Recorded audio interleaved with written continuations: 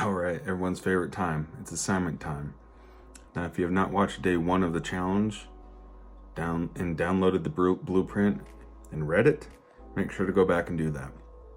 This challenge is for action takers dedicated to making their lives change. So let's take this seriously. The assignment today is as follows, and it's not nearly as bad as you think, so don't get scared. Read the blueprint, go on the Facebook group, and let everyone know that you just finished day one. On that same post, let us know why you think affiliate marketing is a viable business model. And more importantly, this is what I really look for, is share the reason why you want to start an online business. Basically, share your why for wanting to make this a new side hustle or a new income stream. I've already shared mine on day one. Now it's your turn.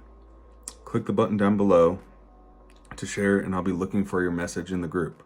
Once you finish that, head to day two. I'll see you there.